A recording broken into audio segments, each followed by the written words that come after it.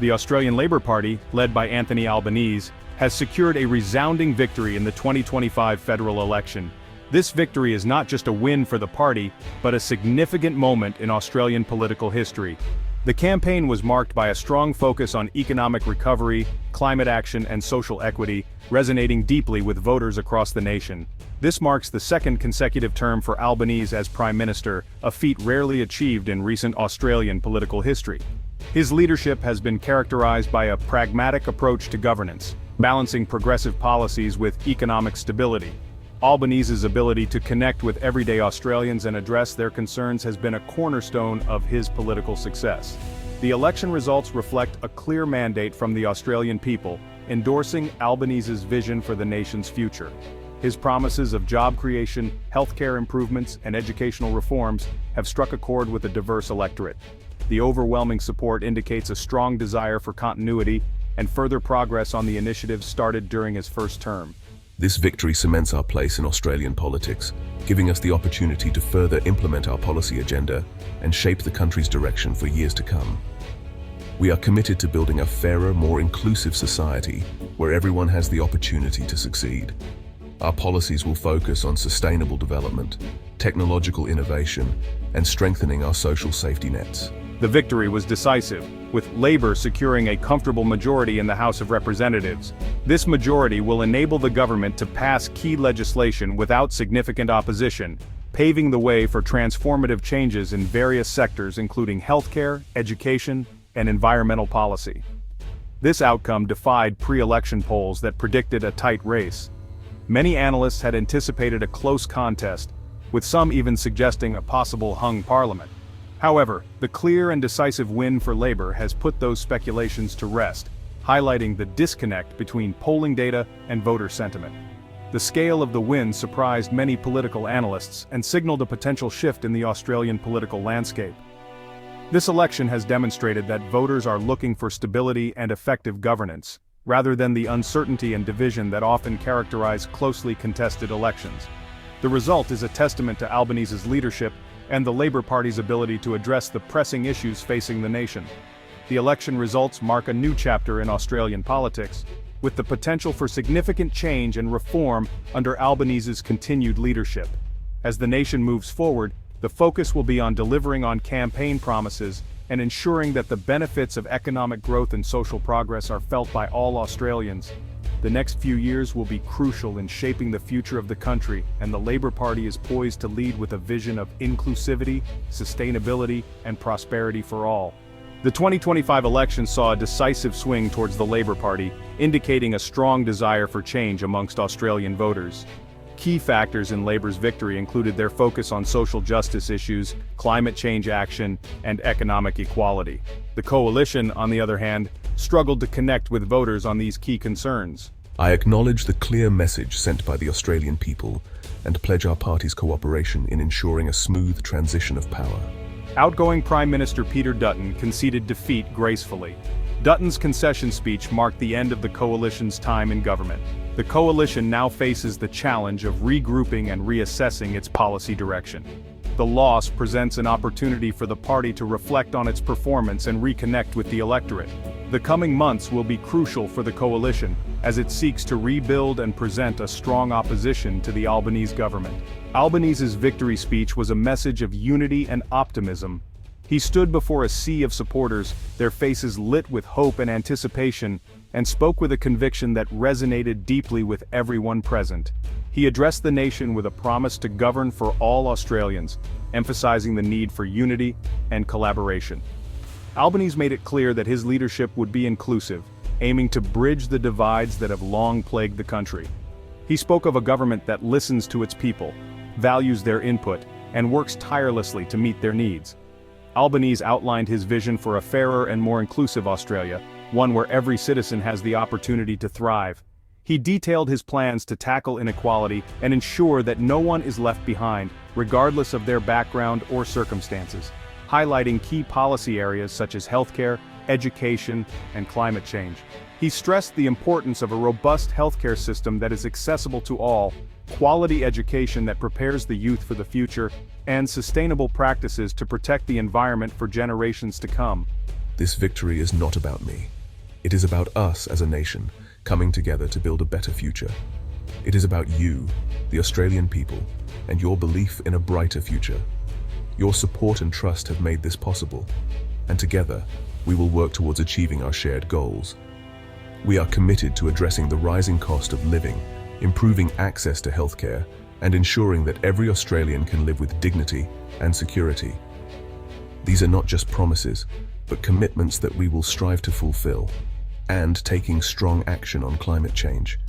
We recognize the urgency of this issue and are dedicated to implementing policies that will reduce our carbon footprint and promote renewable energy sources. Albanese's words resonated with a nation eager for change. His vision of a united and progressive Australia struck a chord with many who have felt disillusioned by the political landscape. After years of political division and inaction, the promise of a government that truly represents and works for its people brought a renewed sense of hope and possibility. His speech offered a clear vision for the future, one built on principles of fairness, opportunity, and a commitment to leaving no one behind. He spoke of a society where everyone has the chance to succeed, where hard work is rewarded, and where compassion and empathy guide our actions. The challenge now lies in translating these words into concrete action and delivering on the high expectations set during the campaign. It will require dedication, transparency, and a willingness to engage with all Australians to create policies that reflect their needs and aspirations. The journey ahead is long, but with a shared vision and collective effort, a fairer and more inclusive Australia is within reach. Peter Dutton, in his concession speech, acknowledged the disappointment of the coalition's defeat. He congratulated Albanese and wished him well in the role of Prime Minister. Dutton emphasized the importance of a strong opposition in holding the government accountable. Despite the loss, Dutton expressed pride in the coalition's achievements during their time in government. He highlighted their economic management and national security record as key accomplishments. However, he also acknowledged the need for the coalition to adapt and evolve in light of the election results. The coalition now faces a period of introspection and renewal. Key figures within the party will need to decide whether to remain under Dutton's leadership or seek a fresh start. The future direction of the coalition will depend on its ability to learn from the mistakes of the past and present a compelling alternative to the Australian people. Albanese's victory speech also touched upon the significant global challenges facing Australia. He spoke with a sense of urgency and responsibility, recognizing that the nation stands at a critical juncture in its history. The challenges are multifaceted and require a comprehensive approach. He acknowledged the complexities of the international landscape, highlighting the ongoing impacts of the COVID-19 pandemic, the war in Ukraine, and the growing threat of climate change. These issues are not isolated. They are interconnected and have far-reaching consequences for global stability and prosperity. The growing threat of climate change is particularly pressing for Australia. The country has already experienced devastating floods and wildfires which have had severe impacts on communities, ecosystems, and the economy.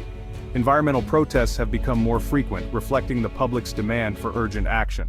Albanese emphasized the need for Australia to play a constructive role in addressing these challenges. He called for a united effort, both domestically and internationally, to tackle these pressing issues. The government must work closely with other nations to develop and implement effective solutions. We live in uncertain times, Albanese stated. The world is facing unprecedented challenges that require innovative and collaborative approaches. He stressed that the path forward will not be easy, but it is essential for the future of the nation and the planet. But I am confident that Australia can navigate these challenges and emerge stronger if we work together. Unity and cooperation are key to overcoming the obstacles ahead. By harnessing the collective strength and ingenuity of the Australian people, the nation can build a more resilient and prosperous future. He stressed the importance of international cooperation and multilateralism in addressing global issues. In a world that is increasingly interconnected, no country can tackle these challenges alone.